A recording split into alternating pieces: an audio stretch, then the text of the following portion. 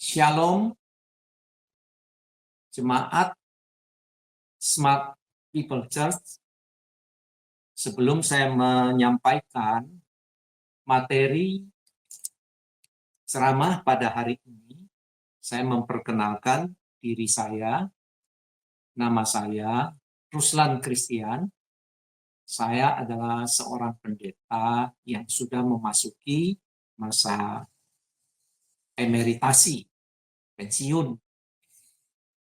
Sekilas perkenalan diri saya, Tuhan oleh anugerahnya telah memimpin saya kurang lebih 40 tahun melayani di bidang penggembalaan, lalu mengajar di sekolah Alkitab, pernah mengajar di sekolah Alkitab di STT IAA Pacet, tetapi paling lama saya mengajar itu di Sekolah Tinggi Alkitab Surabaya selama 32 tahun, dan juga oleh anugerah Tuhan saya pernah menjadi ketua sinode Gereja Kristen Abdiel selama 3 periode dan berada di dalam kepemimpinan sinode selama 10 tahun. Bersyukur untuk semuanya kesempatan dan anugerah yang Tuhan berikan kepada saya. Dan hari ini sebelum kita memulai sesi ceramah tentang doktrin Alkitab atau bibliologi, saya mengajak kita berdoa terlebih dahulu. Bapak di surga, terima kasih pada hari ini karena kemurahan Tuhan kami boleh menyampaikan materi bibliologi. Kiranya apa yang disampaikan ini boleh memberkati setiap pendengar dari ceramah ini. Mohon pimpinan penyertaan Tuhan bagi hamba-Mu di dalam persiapan dan keterbatasannya. Kami berdoa di dalam nama Tuhan Yesus. Amin.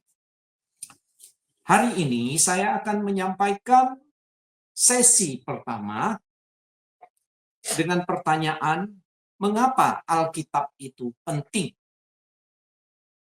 Kalau kita melihat di dalam kehidupan orang Kristen khususnya, Alkitab itu dibawa, didengarkan pada waktu ibadah hari Minggu, Alkitab dibaca, direnungkan setiap hari dalam kehidupan sehari-hari.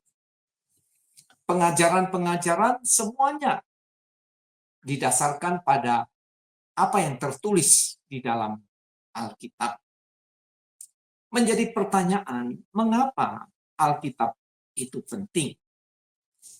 Saya membaca dari 2 Timotius pasal 3 ayat 16, segala tulisan yang diilhamkan Allah memang bermanfaat untuk mengajar, untuk menyatakan kesalahan, untuk memperbaiki kelakuan, dan untuk mendidik orang dalam kebenaran. Jadi ayat ini dengan jelas mengatakan bahwa Alkitab keseluruhannya, perjanjian lama maupun perjanjian baru, itu diilhamkan Allah. Artinya, dinafaskan Allah, dihembuskan oleh Allah, atau sebagai produk dari Allah sendiri, yaitu firman-Nya yang kudus. Nah, menjadi pertanyaan kembali, sejauh mana Alkitab itu penting bagi kekristenan khususnya. Nah, saya akan menyampaikan struktur dari pemikiran teologi Kristen dan kehidupan Kristen. Slide. Lanjut. Slide lanjut. Nah, saya mencoba menggambarkan, mendeskripsikan bahwa Alkitab itu penting karena Alkitab itu merupakan fondamen, dasar dari pemikiran Kristen. doktrin Kristen, filsafat Kristen. Tetapi Alkitab juga itu dasar dari kehidupan praktis orang Kristen. Menjadi dasar moralitas, dasar etika orang Kristen. Jadi saya gambarkan bagaikan sebuah rumah. Fondamennya adalah Alkitab. Nah, ini berdasarkan struktur pemikiran teologi. Jadi di dalam buku-buku sistematika teologi selalu diawali prolegomena, bagian pendahuluan, dan mesti diawali dengan doktrin Alkitab. Apakah Alkitab dan Allah? Alkitab lebih penting. Nah, hal ini tidak perlu dipertentangkan. Di dalam sistematika teologi atau pemikiran teologi di dalam kekristenan, Alkitab itu menjadi dasarnya dulu. Penyembahan orang Kristen tentunya kepada Allah Tritunggal melalui Yesus Kristus. Tetapi berbicara tentang pemikiran dasar, sumber doktrin, sumber etika Kristen, itu adalah dari Alkitab. Kembali kita melihat gambar sebuah rumah. Ini adalah kehidupan kekristenan, baik individual, komunitas sebagai gereja, atau gereja di sepanjang zaman, struktur atau kerangkaian teologinya adalah seperti gambar rumah ini. Dari Alkitab, kita melihat di sebelah kiri, maka kita mengenal Allah. Jadi Allah yang diyakini oleh orang Kristen itu adalah Allah Tritunggal, Bapa, Anak, dan Roh Kudus. Apakah itu rekayasa dari manusia, dari bapak-bapak gereja, dari para rasul, dari manusia? Tidak. Tetapi itu berdasarkan apa yang tertulis di dalam Alkitab, Perjanjian Lama maupun Perjanjian Baru. Karena Allah adalah Allah Tritunggal, maka berdasarkan apa yang tertulis dalam Alkitab, orang Kristen menerima dan percaya pada Allah Tritunggal. Begitu juga dengan Yesus Kristus, Tuhan. Dari mana orang Kristen memahami tentang Yesus? Bukan dari para bapak gereja atau pemikiran manusia, tetapi dari apa yang tercatat di dalam Alkitab. Yesus Kristus sudah dinubuatkan di dalam Perjanjian Lama, dan Yesus Kristus, Sang Tuhan, sudah datang ke dunia. Dia melayani, melakukan mujizat, akhirnya dia mati dan bangkit, naik ke surga. Dari mana kita tahu? Dari Alkitab. Begitu juga tentang Roh Kudus, pribadi ketiga dari Allah Tritunggal. Apakah ini pemikiran dari manusia? Bukan. Allah Roh Kudus dipahami oleh orang-orang Kristen karena tercatat di dalam Perjanjian Lama maupun Perjanjian Baru. Jadi apa yang tertulis tentang Roh Kudus, itulah yang diyakini oleh orang-orang Kristen. Bahwa Roh Kudus pribadi ketiga dari Allah Tritunggal, Roh Kudus telah hadir pada hari Pentakosta, berdiam di dalam setiap hati yang sudah percaya kepada Yesus Kristus, dan dia menyertai menuntun orang-orang yang percaya. Semuanya tercatat di dalam Alkitab. Begitu juga tentang manusia. Dari mana pemahaman kekristenan tentang manusia? Bukan dari filsafat, bukan dari evolusionisme, bukan dari pemikiran manusia, tetapi apa yang tercatat di dalam Alkitab.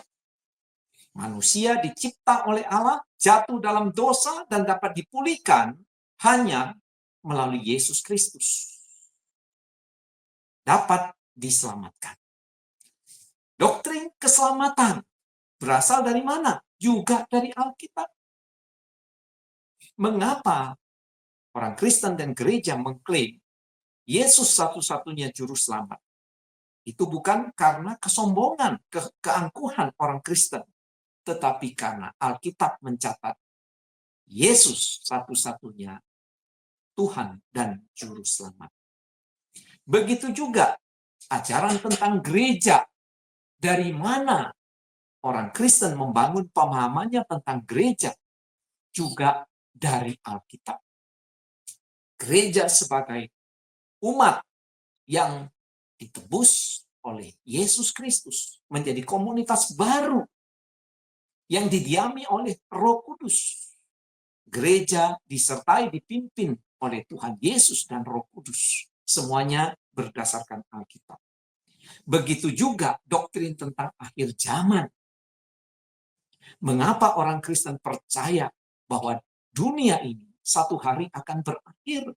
Berakhir dengan kedatangan Yesus Kristus yang kedua kali, di mana akan ada penghakiman dan juga akan ada keselamatan sempurna bagi orang-orang yang percaya kepada Yesus Kristus, diberi tubuh kemuliaan, tinggal bersama dengan Allah Tritunggal selama-lamanya. Semuanya berdasarkan Alkitab. Jadi seluruh doktrin Kristen itu didasarkan atau bersumber dari apa yang tertulis di dalam Alkitab.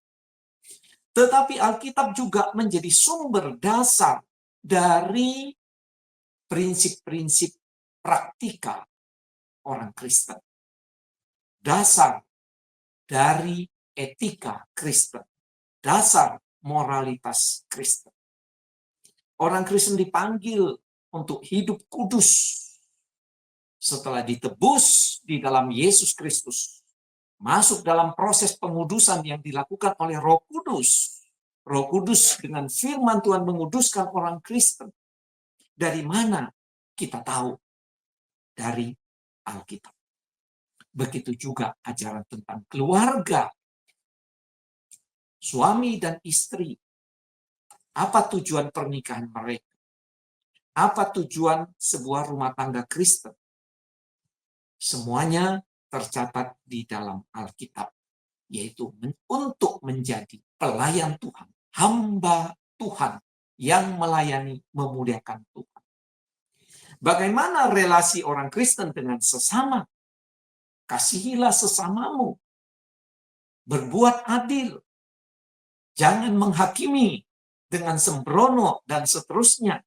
Semuanya didasarkan pada Alkitab. Begitu juga ajaran tentang profesi atau bisnis. Mengapa orang Kristen bekerja, bahkan giat bekerja? Karena Alkitab mengajarkan Allah adalah Allah yang bekerja, dan manusia yang dicipta sejak Adam dan Hawa ditugasi untuk bekerja, maka diberi mandat budaya. Penuhilah bumi, taklukkanlah. Itu merupakan mandat budaya. Semuanya tercatat dalam Alkitab. Bagaimana pandangan Kristen tentang aborsi, tentang perang, tentang ibadah, dan lain-lain. Semuanya hal-hal praktis ini didasarkan pada apa yang tercatat di dalam Alkitab. Jadi Alkitab merupakan fondamen bagi pemikiran Kristen, bagi doktrin Kristen, bagi filsafat Kristen. Tetapi Alkitab juga menjadi dasar dari kehidupan praktis orang Kristen. Kehidupan sehari-hari orang Kristen. Etika kekristenan. Nah, inilah bangunan atau struktur teologi dan kehidupan Kristen. Sehingga gambar rumah ini merupakan ilustrasi. Inilah kehidupan orang Kristen dan gereja Tuhan di tengah dunia.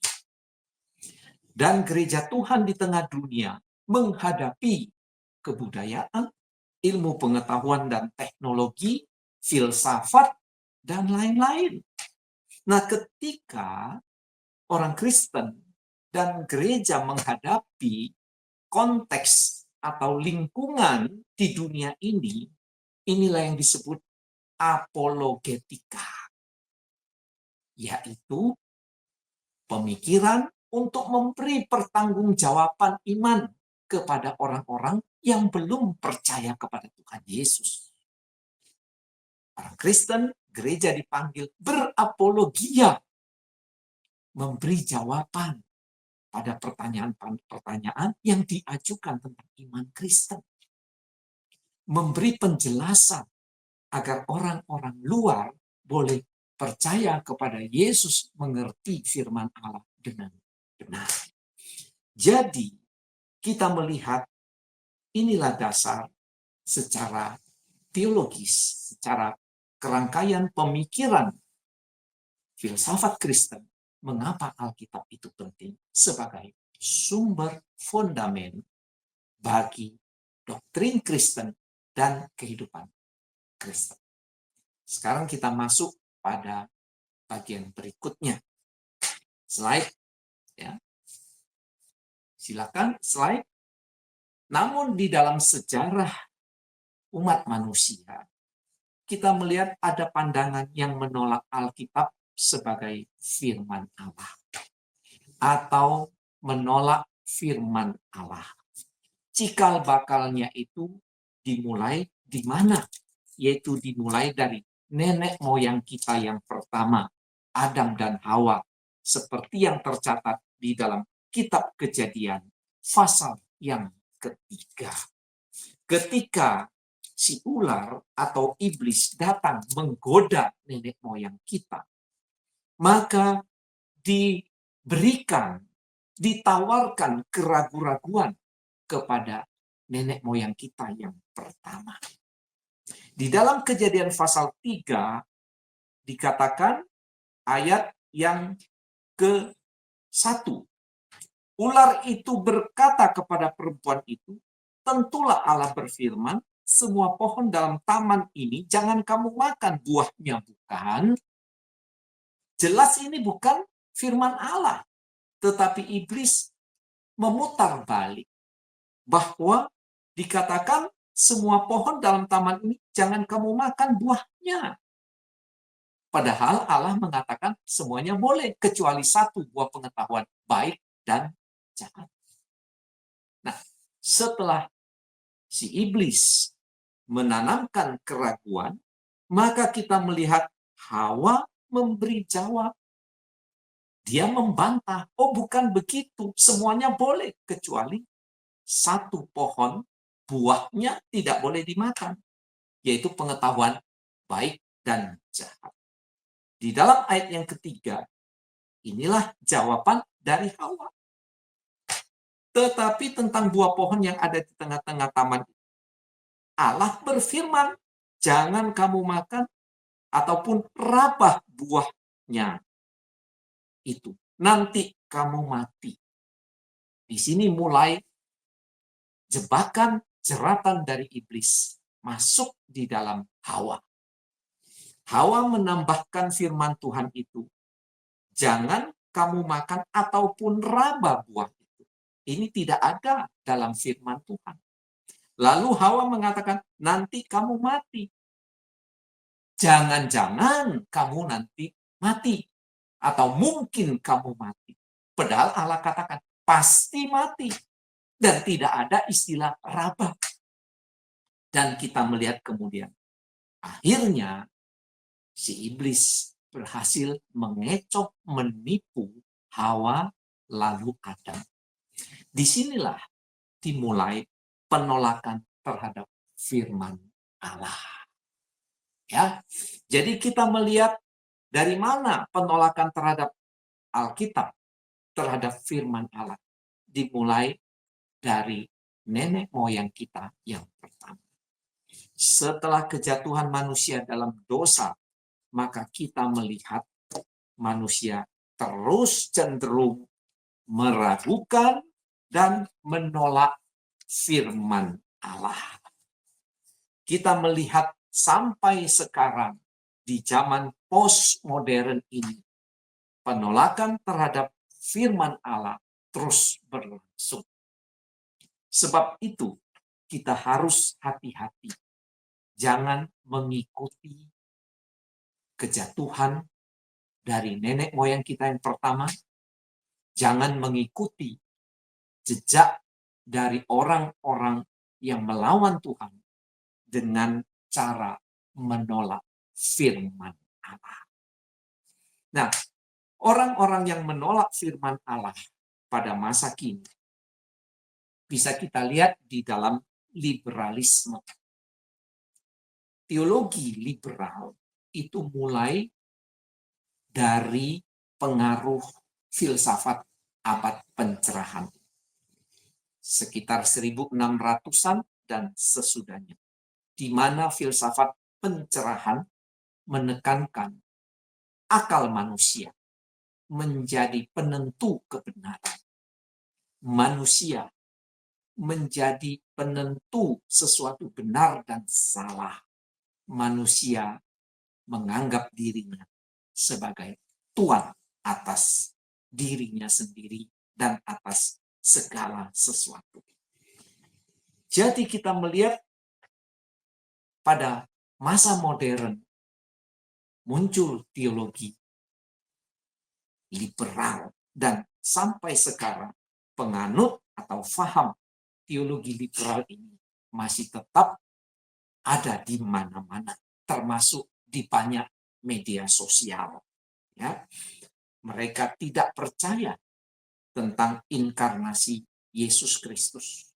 Mereka tidak percaya mujizat-mujizat yang tercatat dalam Alkitab. Mereka tidak percaya bahwa Yesus bangkit dari antara orang mati, dan seterusnya. Sampai sekarang, maka filsafat atau teologi liberalisme ini terus menentang firman Allah. Mereka menganggap Alkitab hanya buku biasa. Alkitab berisi kesalahan dan mitos. Alkitab harus ditafsir menurut pemikiran manusia. Menurut pemikiran filsafat. Lalu di dalam sejarah dunia kita melihat ada sekelompok golongan yang mencoba menarik arus ekstrim ini supaya kembali kepada iman Kristen. Namun ketika menarik kembali supaya kembali pada iman Kristen, supaya percaya kepada Alkitab sebagai firman Allah, ini tidak tuntas. Kita tahu ini adalah pemikiran neo-ortodoks atau teologi modern. Ya. Jadi Alkitab diterima sebagai firman Allah. Tetapi maknanya bukan berarti Alkitab yang tertulis sebagai firman Allah. Tetapi Alkitab itu hanya sebagai catatan manusia di zaman dulu, Israel kuno, atau gereja mula-mula yang mengandung kesalahan, mengandung kekeliruan, tetapi tidak apa-apa. Ketika kita membacanya, kita bisa berjumpa dengan Yesus Kristus, mengalami encounter. Jadi, teologi neo-ortodoks atau teologi modern sebenarnya tetap menolak Alkitab sebagai firman Allah. Lalu di masa-masa terakhir ada muncul beragam kelompok yang menolak Alkitab sebagai firman Allah. Salah satunya adalah gerakan yang disebut Jesus Seminar, ya, atau seminar Yesus. Gerakan ini dimulai oleh lebih dari 200 sarjana yang mayoritas suaranya meragukan dan menolak Alkitab sebagai firman Allah. Bagi mereka bahwa perkataan Tuhan Yesus yang dicatat dalam kitab Injil itu sebagian besar bukan sungguh perkataan Tuhan Yesus, tapi disisipkan oleh penulis lain. Lalu kita melihat pada masa-masa terakhir ini juga ada gerakan yang menyangkal, menolak Alkitab sebagai firman Allah. Mereka membangkitkan, mereka mempromosikan naskah-naskah Naqshbandi, yaitu naskah-naskah yang lahir jauh sesudah penulisan Perjanjian Baru.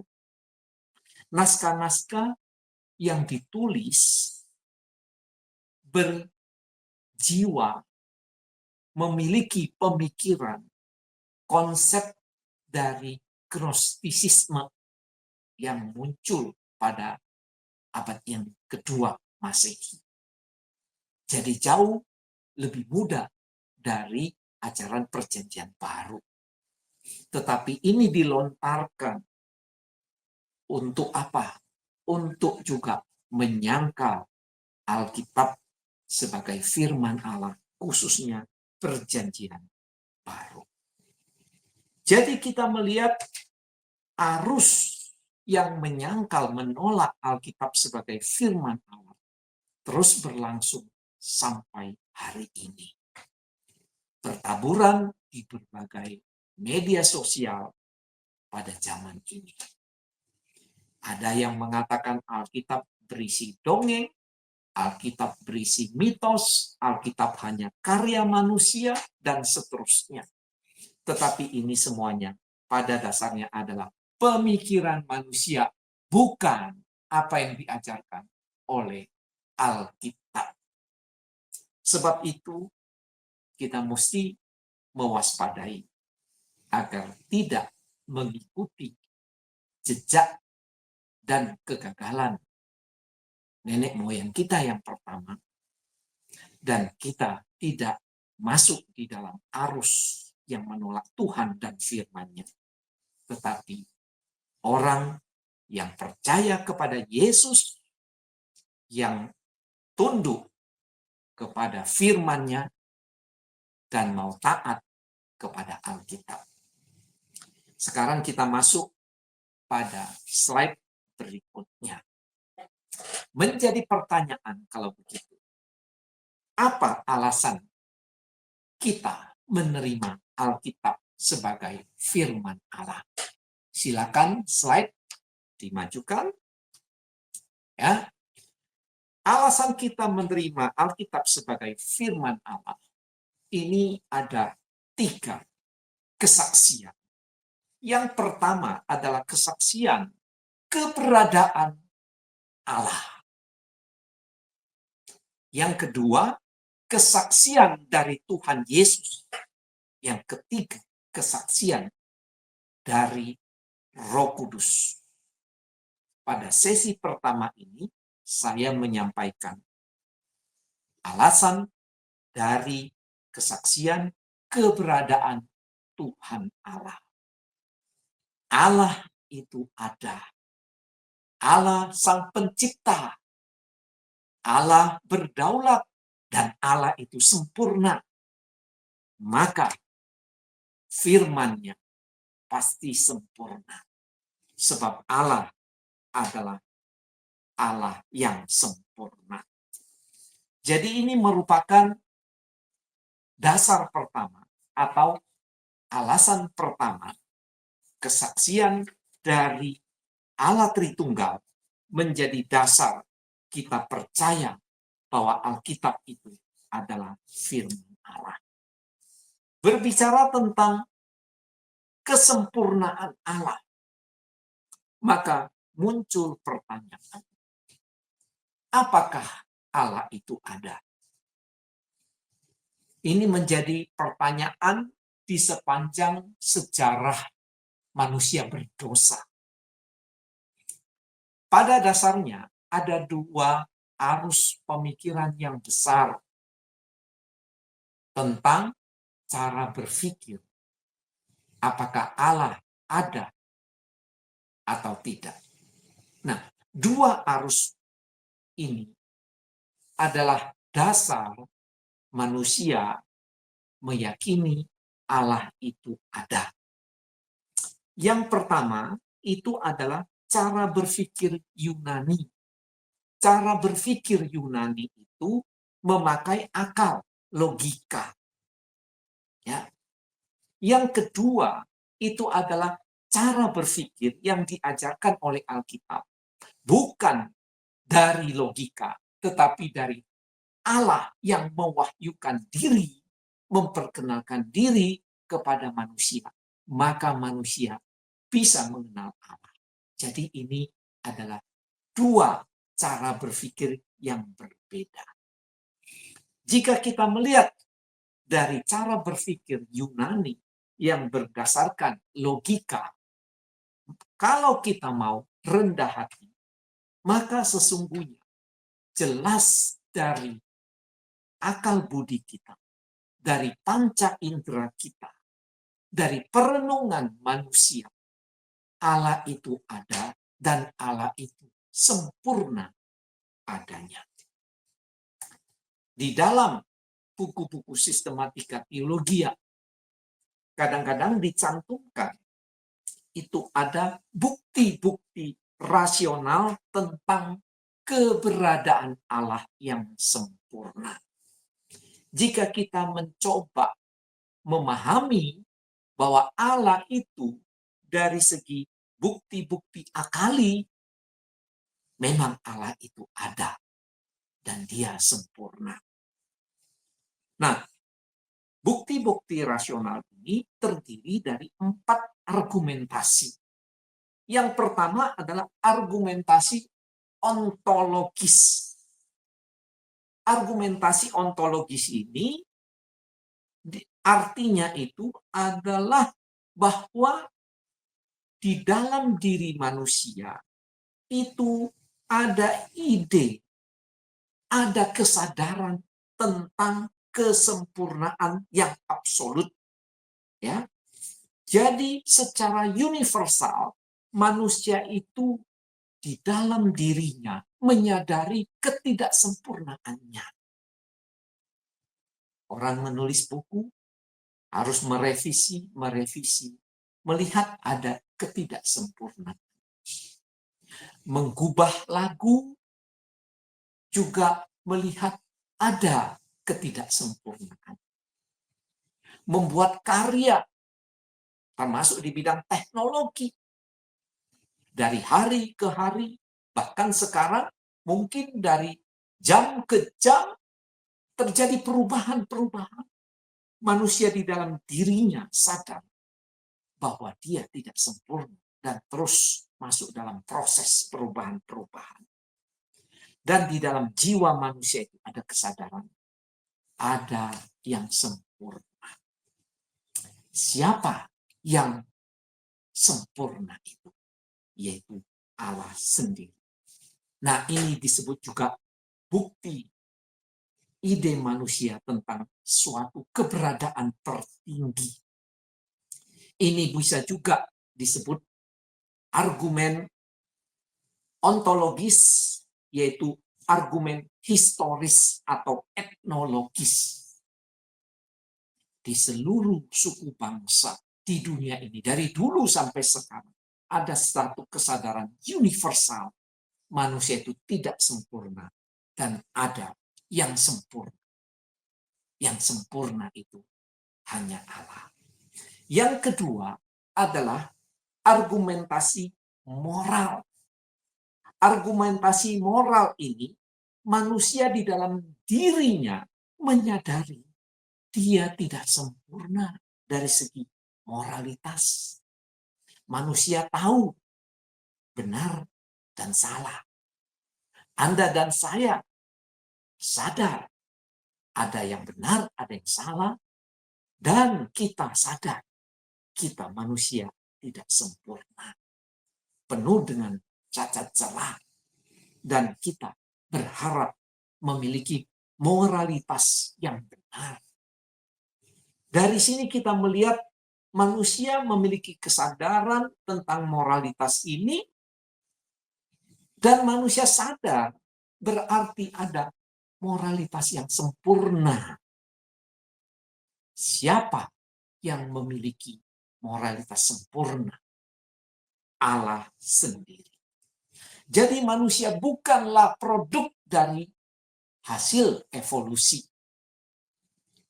Karena manusia memiliki kesadaran moral. Ini bukan hasil proses evolusi. Manusia memiliki kesadaran akan benar salah. Manusia memiliki kesadaran dia harus bertanggung jawab pada perbuatannya. Karena itu, dengan pemikiran ini, perenungan ini, manusia mengambil kesimpulan. Ada moralitas tertinggi dan sempurna, yaitu Allah sendiri. Argumentasi ketiga, yaitu argumentasi kosmologis. Kosmologis dari kata kosmos, bahasa Yunaninya, artinya dunia. Yang dimaksud bahwa dunia ini tertata dengan rapi. Dan dunia yang tertata dengan rapi ini tidak mungkin muncul secara acak, secara kebetulan. Karena Big Bang dan tuman besar, bukan. Tetapi karena ada yang menyebabkannya. Penyebab di dunia ini. Dari satu hal ke hal yang lain, terus dicari penyebabnya, maka penyebab dari keberadaan dunia ini adalah Allah. Manusia dan juga semua yang ada di dunia ini tidak eksis, tidak ada dengan sendirinya. Bukan ada terus-menerus bersifat kekal, tapi karena ada penyebabnya. Kita ada di dunia karena ada orang tua kita. Orang tua kita dari kakek nenek kita. Dan terus dirunut sampai manusia pertama. Siapa pencipta manusia pertama? Tuhan Allah. Itu bukan hasil proses evolusi. Jadi, dengan argumentasi kosmologis ini, bahwa ada penyebab yang utama, yaitu Allah sendiri. Yang keempat adalah argumentasi teleologis dari istilah telos bahasa Yunani, artinya akhir atau tujuan. Ketika manusia mengamati proses di dunia ini, gejala di dunia ini, maka nampaklah bahwa ada tujuan dari ciptaan ini. Ada keteraturan, ada ketertiban, ada keharmonisan, ada tujuan. Jadi nampak dunia ini begitu teratur, tertib, rapi, memiliki tujuan. Sebagai contoh kita melihat bagaimana makhluk yang paling kecil, ya, dunia virus. Virus pada awalnya dibutuhkan alam semesta ini. Untuk apa? Untuk memelihara air yang baik, juga tanah, dan seterusnya. Semuanya lingkungan itu berguna bagi makhluk hidup yang lebih besar sampai kepada manusia. Jadi semuanya serba tertata rapi, harmonis, memiliki tujuan. Bukan acak-acakan, bukan tidak beraturan.